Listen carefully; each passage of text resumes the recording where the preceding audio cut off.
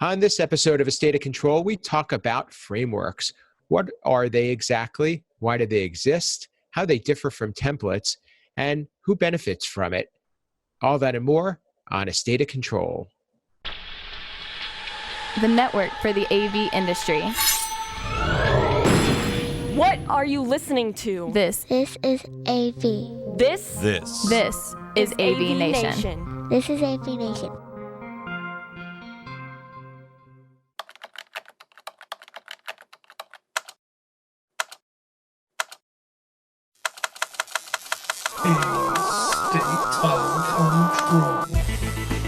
A State of Control. The State of Control, episode 68. Don't fear the framework. Support for AVNation is brought to you by Atlas IED, innovative audio solutions for every business environment. Welcome to A State of Control, an AVNation podcast that highlights the control, programming, and automation aspects of the AV industry. My name's Steve Greenblatt. I'm your host. Thanks for joining us.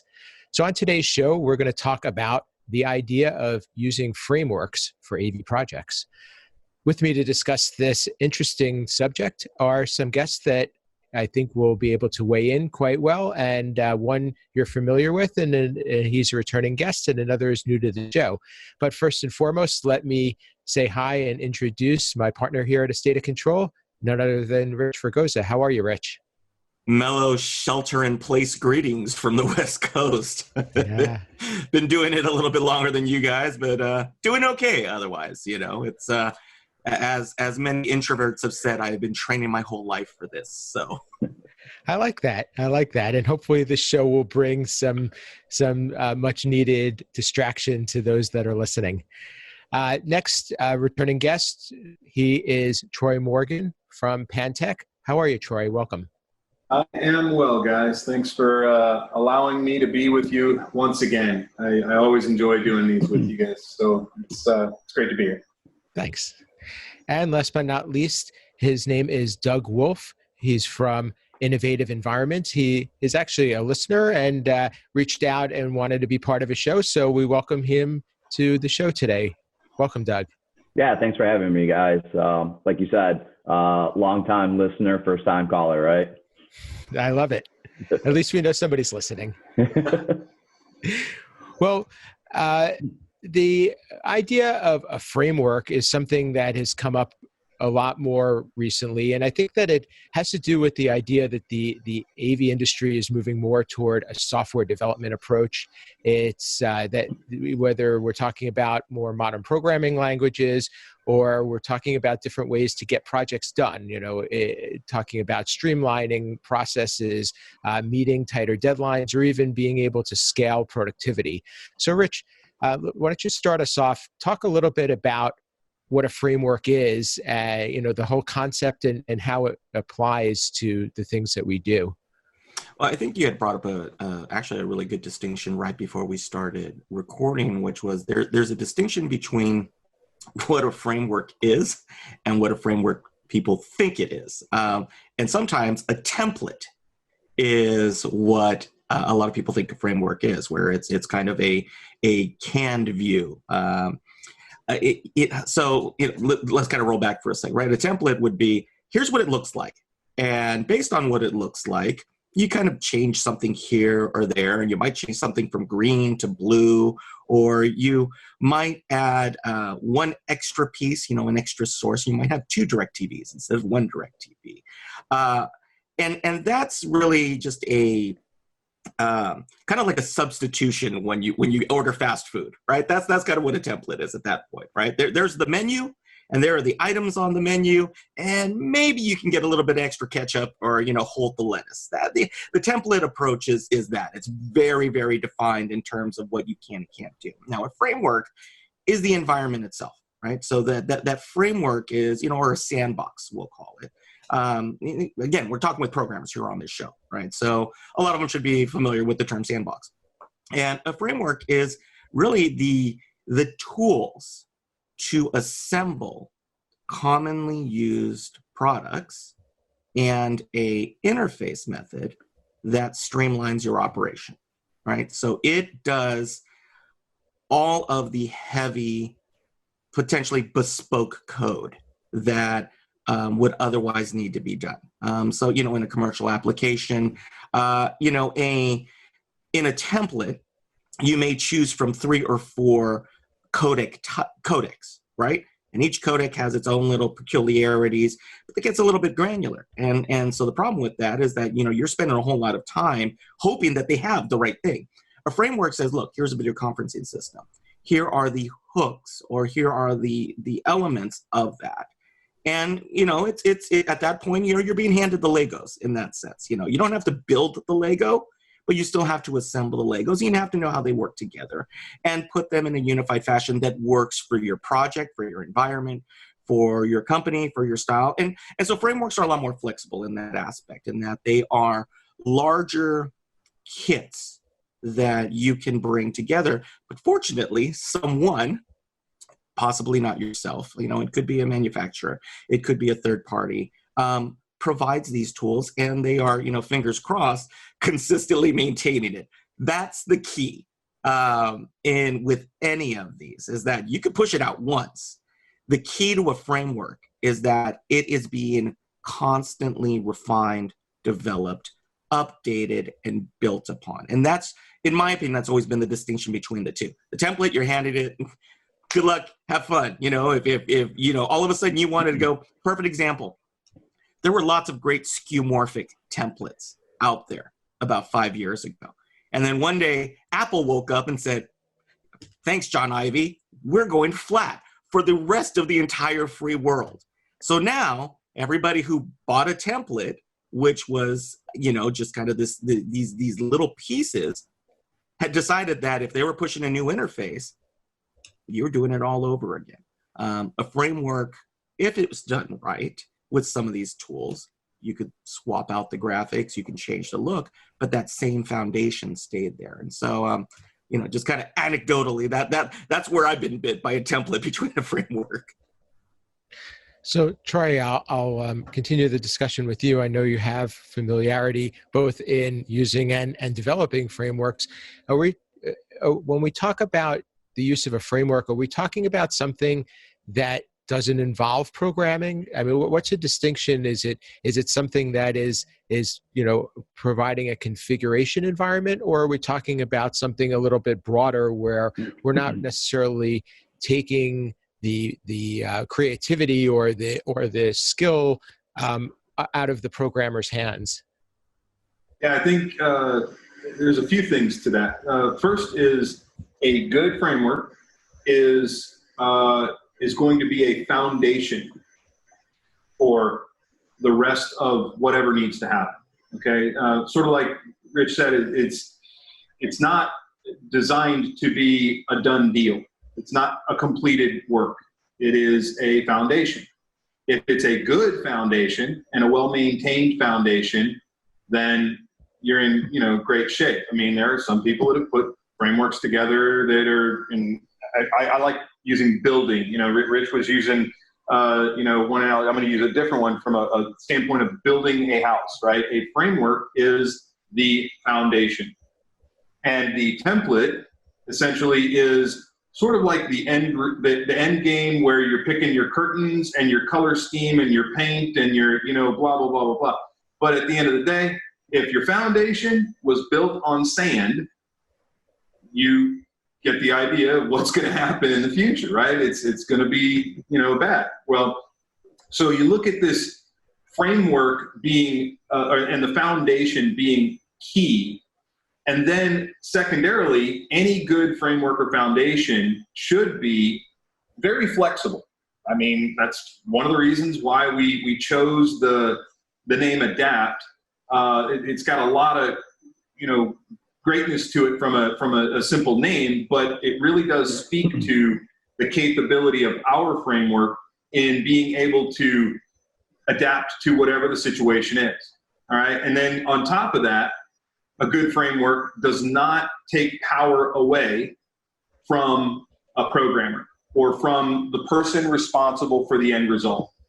That's the last thing you want to do. What you want to do is you want to get rid of the mundane things that are required over and over and over again and supply a framework that allows people to have some flexibility, but also not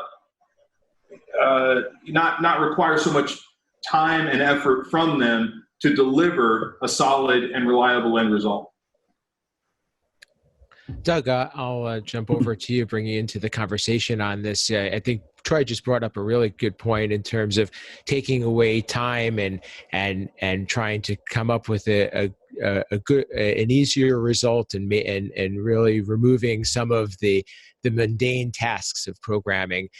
From your perspective and looking at it as an integrator that also provides software, where do you see a framework coming in to your offerings? Like, is it something that if you were to develop or use something, would you be using that to dictate your projects, or would you be trying to see how your projects could fit into use of a framework? If you know what I'm saying.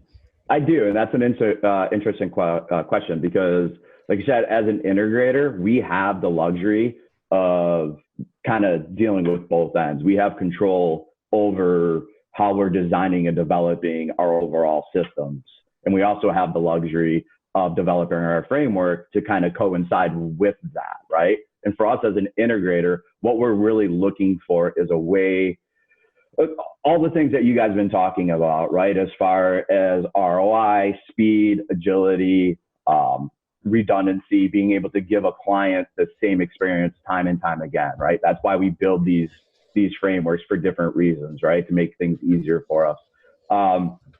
With that though, on both sides, software and hardware, I think how we look at it from an integrator standpoint is we're able to really control that user experience even a step further than I think a lot of other people can. You know, we're always trying to shine in our industry, right? We're always trying to find a way to separate ourselves from other integrators.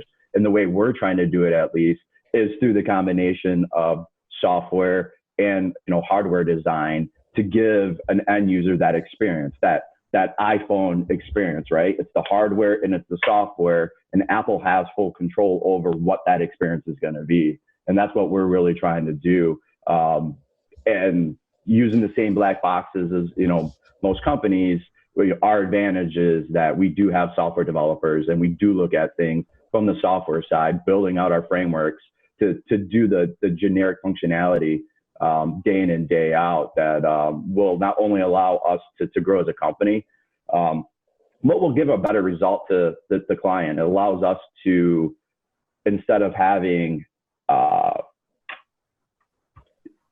throughput with programmers, right? As an integrator, a lot of times we only have one or two programmers that can go out, code a system, commission it. They're kind of the end all be all. What we're doing is we're taking our coders and allowing them to build these frameworks out. And they're more of a support team now for our techs out in the field with the software that we developed. So now if I have a dozen techs, I have a dozen projects can all be programmed or commissioned all at one time, right? And we really look at these things from a framework is adding on feature sets as needed to, once again, kind of control that user experience.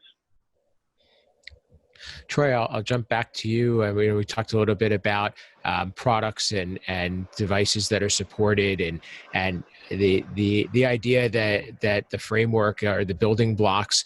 Is it important to be able to, if you're going to choose to work with a framework, is it important to be able to have control over developing those building blocks as well? Or is that something that the expectation is somebody else is going to handle? Well, I can go both ways on that one. I think that the responsibility to the framework at the device level exists on both sides. Because I think that the software guys, the developers have to give credence and credibility to the fact that a device has a play button, right? I mean, there are certain things that it's a given. We know it going in, this device has play. And so from a framework standpoint, yeah, you've got to make sure that that the device is in that sort of category can do play. And then you've got that one oddball device that has a play pause button. Still got play, but it's a pause button too. Now what do you do? And that's where the framework really has to be stretched a tad and then put power back into the hands of the programmer to sort of solve the problem. I'm going to tell a quick story, and before I do, I'm going to unplug something. So when I first started developing the Amazon Alexa stuff, I have a DGE 200 that allows me to see, overlay for a TV so I can be in the family room. And Alexa's trained me now quite well because that's the way it has to be with that thing. And so I know to say, Alexa, tell Crestron to set the volume to 35% in the family room. I know that, perfectly, right? But the thing that happened was up popped 34% on my on my TV, on my touch, essentially on my touch screen. And I'm going, what? And us programmer guys, we're a little OCD about things, as we should be. And I said 35%. Why am I seeing 34%? Well, fundamentally, Amazon and whoever developed all that, and Crestron and who's developed all that stuff, there is a 0.001% difference between how those two understand volume. Fix that one in a sandbox. It's not going to happen. This is where foundations are great, and keeping power in the hands of a programmer is also equally as great, and in my opinion, very, very necessary. And so that's when you get back to the framework thing, I think it's a two-part deal. I think it's the responsibilities on the developer of the framework to make sure that there's flexibility, and there's always going to be responsibility on the programmer to deliver the end result with respect to the devices. Rich, I'll jump over to you. We know from doing this for quite some time, and I'm sure everybody else will agree, that programmers can be stubborn, and some of them, they don't like not being able to know what's going on behind the scenes, even when it comes down to drivers and modules. Even if there's there may be something available to them, and they're still going to want to dissect it or do it their way. How is that? How do you balance the value and the benefit of having a framework versus needing and wanting to do things your own way? How do you feel about making money? I mean, there's two different approaches to that, but first and foremost, we're in business, right? And again, we have a nice cross section here, right? A lot of my business model still revolves around residential and still revolves around bespoke. So there's always going to be the need for bespoke. That's great, and everybody loves the idea of bespoke, but bespoke has its challenges. Bespoke has a lot of pain, a lot of anguish, and you have to be slightly masochistic to want to enter into that process. And if you're not good, or if you're not methodical, you can get upside down in a project very quickly. So that leads into this point. The purpose of what we do is to get in, get out, get paid. As a business owner. Now, again, most of the people that'll be listening or watching, that's the whole goal, right? Happy clients, profitability. You get those two, you have your employees, your programmers, your techs, and everything else.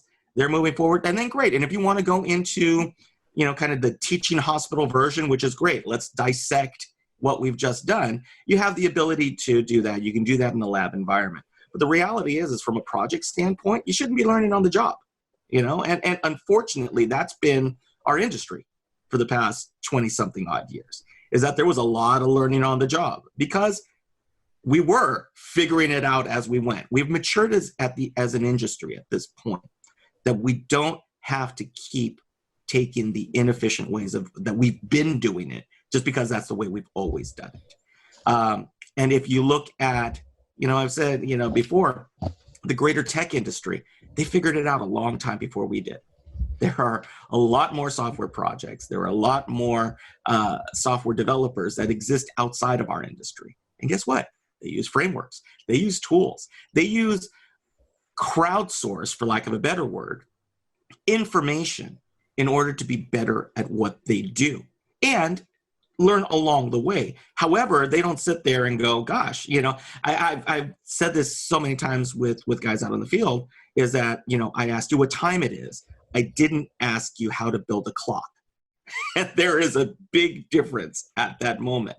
And so if the framework fits what you need most of the time, you work with it, because that allows you the flexibility to free up your time, to focus on, and again, I think this should be the model that most of these companies should be going towards, is software development and improving your craft should always be part of your day, part of your week, part of your business structure.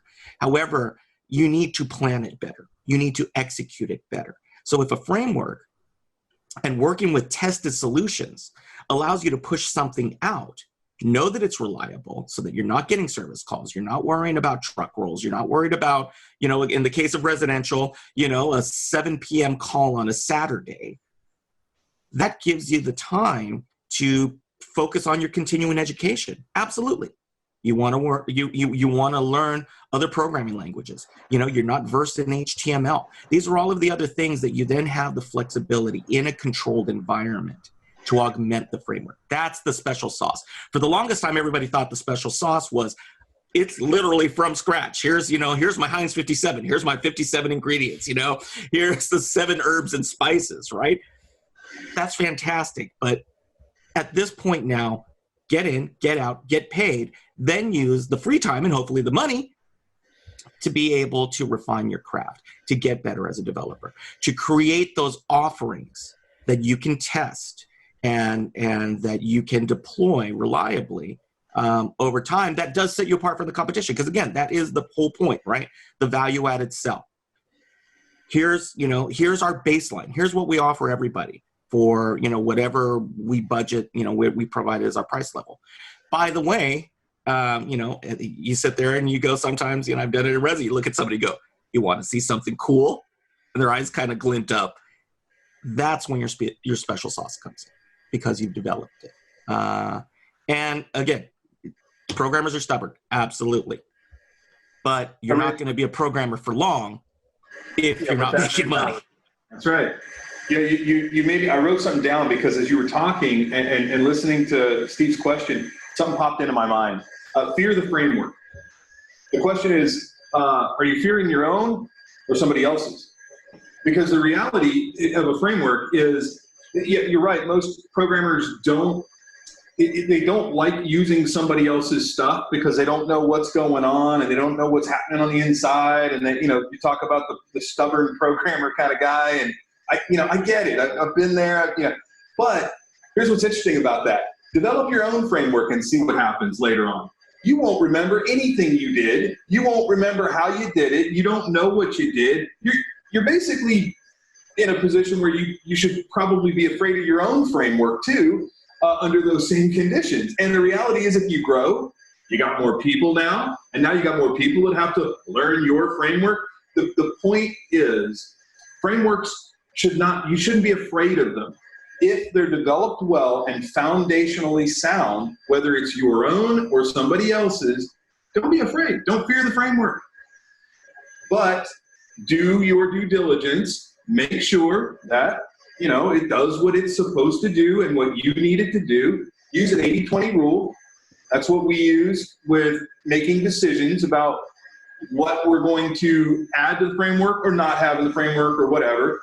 And, if 80% of the time it's useful and necessary, then it probably should be in there. And if not, you need to have the flexibility to handle the other 20% as well. So, whether it's your own or somebody else's, I don't think should matter as much as us stubborn programmers. We're control freaks. It's what we do. I remember at Masters, and you guys may remember this, I think it was Rich Sasson stood up in front of everybody and said, So show of hands, how many people own a manual transmission? And the whole room had their hand up because we like to be in control of things. And that was a perfect sort of point that I came away going, wow, I'm not the only, stubborn control freak in the room. So anyway. It's about the only time I've ever heard that a framework may need more cowbell. Right? Don't fear the framework, baby. Don't fear the framework. Doug, I'll bring you into the conversation. In your position, and we talked about it a little bit earlier, is that you have a little bit more control over your projects. And now, when it comes to approaching clients, is there a difference between talking to them about using a framework? Does it impact them other than from maybe a cost or a efficiency standpoint? Is there going to be, I know some clients these days are also interested in being able to maintain something on their own or have source code. Does that discussion come into play? No, actually it doesn't. It really doesn't come into play at all.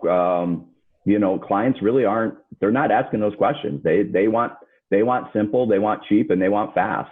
In the commercial world, they really do. They want to be able to service their systems, but they want to service their systems from the standpoint that it's just working. They're not really looking to make any broad sweep changes to the way the system's being used, right? They just want to know, they want consistency, right? They want to be able to walk into one room, they want to be able to walk into 1,000 rooms, and they want to know that all their users that are walking into those rooms are going to get the same experience across the board, even if they're in, the Chicago office or the Detroit office, right? Or, whoever else, they want consistency. And I think that's what we can really give them when we start looking at, this framework approach, right? Rich brought up a good point where these frameworks really, and Troy did it too, right? With the 80-20. The frameworks that we're building out are very much, will do about 80% of what our end user expecting it to do. And we leave that other 20% open to do what we're calling custom. But reality is we're really not doing a whole lot of custom jobs, right? We're not doing a whole lot of customization in huddle rooms. We're not doing it in small conference rooms. We're not doing it really in medium conference rooms. We're doing it a little bit when you start getting into the executive boardrooms, but still, again, those are becoming very, very standard, right? With things like Teams and Zoom and all these soft codecs, they're really starting to dictate how we use these spaces now. So I think third-party companies are starting to set certain expectations that us as programmers and can kind of adapt to it, right? And we start building frameworks based around what customers' expectations are. So no, to answer your question, clients really aren't asking. Wanting the code, that's always a big thing, and obviously that's a topic for a whole nother podcast, right? That we can talk about, clients getting the code, not getting the code. I think that's really what they would be worried about is, once again, though, it comes down to serviceability, right? They want to know if they have a falling out with you or you go out of business, that there's a way to service their system still.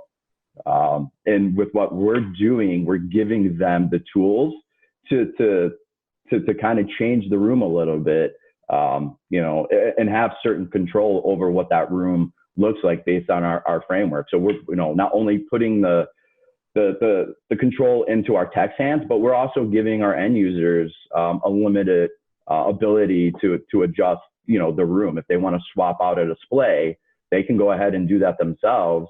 And through a back end, they can say, okay, it was a Sharp display, but now it's an LG. They don't need to call us. They can swap that display out themselves. So we're giving them a little bit of control, so they really aren't relying on us as much anymore.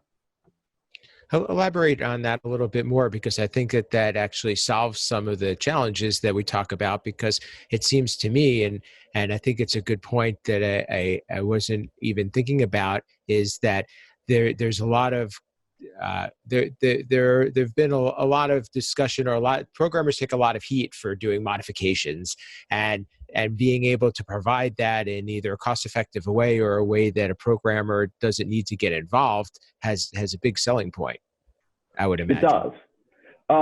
So I can start out with kind of my philosophy. Been a programmer in this industry pretty much my entire life until I started my business. About almost 2 years ago, I kind of took the stance that we were not going to hire what we would consider traditional AV programmers. We were going to go ahead and start hiring outside of our industry, bring them in, teach them our industry, teach them the hardware, how to communicate with hardware, that type of stuff. And they were, really going to be a support group for our company. They weren't going to be the guy that sat down, banged out the code, like I said before, went in and commissioned it. They're very much building frameworks, building the software to give the tool to our clients and our installers to go out. Then what we're doing is we're taking our clients and our team's feedback, right? Just like traditional software, and we're putting in feature requests, right? And we're kind of triaging which ones we think are important based on clients' feedback and our tech's feedback, and we develop it that way. So with that, we really want to give as much control to everybody but our developers. They don't really care what they're developing. They don't really have the passion that a lot of the programmers in the industry have for that, right? Geeking out, wanting to have control over the way the system works, right? And fiddling with it and changing things. And anytime they change one thing because they had a great idea, they might break something that was tried and true. I mean, we've all dealt with it out there before, right? Well, it worked yesterday, but you made a change that doesn't today. We're trying to take that away. And, with the team that we've developed, we've gotten lucky that we've got we have one traditional AV programmer, but he also has a strong background in just standard coding. And then the rest of the guys, they had no idea our industry existed until we brought them in. They had no idea what Crestron was or AMX or anything like this, right? So they bring a completely different skill set to our team, and have really been able to allow us to grow and develop something, I think, that not a lot of people really develop for their end users. And we really are trying to give that control to the end users and, build something based on their feedback. Thank you. That's a very good explanation. And it actually presents a good opportunity for people who are looking to get into the industry, and also potentially a justification for why we're evolving our skills. Yeah, what we're really one other thing, what we're really starting to see from that side is the non-traditional AV programmers. They're getting up to speed faster than I thought was going to be possible. They're taking this and geeking out, for lack of a better way, on what we're doing. It's such a new world for them that they really are developing skills very quickly and adapting to our industry. Yeah, there's a difference between a programmer and a developer. And so I've done a lot of the same things, Doug, in terms of, stretching outside of our industry to talk to people and also bring in talent as well, because they think differently. And you said it really well. There's a passion, like in our industry, there's a passion for the end result. There's a distinct, definite care. Like we got to, when we press the button, it's got to be this color. It's got to look like this. It's got to be perfect. That's great. But a developer, they don't need to be thinking like that. They don't care about that. And we don't want them thinking like that. We want them thinking about the architecture of things and what happens when you snap this thing in to all the other things that you've developed. It's just a completely different mindset. And I think that our industry has been lacking that for a long, long time. And it really wasn't until we started to see even though it's older, but Visual Studio 2008 becoming a possibility for Crestron and Simple Sharp and Simple Sharp Pro and that's when it started to open up our industry, in my opinion, to the real developers out there. Because without a tool like that, even, I mean, I tried it early on. I tried to bring in a guy who was a real developer and gave him Simple Windows and Simple Plus and said, here you go, man, here's your tools. And he said, yeah, no, we're done here, and even still, Visual Studio 2008 being the tool that we use. Now, that's changing. I'm super, super excited. We're all stoked about that. Can't wait. 4 Series, yay. Way to go, Twan and the guys. But until even Visual Studio 2008, our industry, in my opinion, didn't have a shot when it came to Crestron. Well, we're going to have to wrap it up there, but I think this is a great topic that will, again, leave the audience looking for more. I thank you guys. This is I learned some things and certainly a lively conversation that will provide a lot of value. Thank you for being part of the show. First, I'd like to thank Troy Morgan from Pantech. How can people get in touch with you, learn more about Adapt and what your company is up to? Sure, yeah. So thank you guys as well. You can learn more about Adapt and something new that we've added to our offering, Adapt Energy, at www.pantechdesign.com, or you can find us on Facebook, Twitter, LinkedIn, Instagram, all your normal social media outlets, and simply just look for Pantech Design. Thank you. Doug Wolf from Innovative Environments. How can people get in touch with you and learn more about your company? Yeah, you can find us obviously at our website, innovativeen.com, and pretty much all social media, Twitter, LinkedIn, all those fun places. And thanks for your contribution. Hope this was a good experience for you. Yeah, thanks for having me. Sure. And last but not least, Rich, how can people get in touch with you and learn more about what you're up to? Well, you can find us on our website, fregosadesign.com. You can find me on the Twitters or in the interwebs, Twitter at @rfregosa. But as I always say, the best place I hope you can find me is here on our AVNation collection of shows here at AVNation, AVNation.tv. Hopefully supporting us, supporting our sponsors, and hopefully seeing Steve and my happy faces for many, many episodes to come. I just listened to you recently on Resi Week, so everybody should tune in a couple episodes ago. It was a good conversation. As Rich said, visit avnation.tv to learn more about this show and all the others that are on the AVNation network. Lots of good content out there, especially at this time of year. There's a lot of both news and evergreen content on various shows. To reach me, Steve Greenblatt, simply Steve Greenblatt on all social media platforms, or my company, Control Concepts, at controlconcepts.net. While you're at the AVNation site, please take some time to visit the supporters and thank them for their support to make this and all the other shows possible. That's avnation.tv, in case I didn't say it enough. But thank you for joining us today on A State of Control. That's all we have for the show.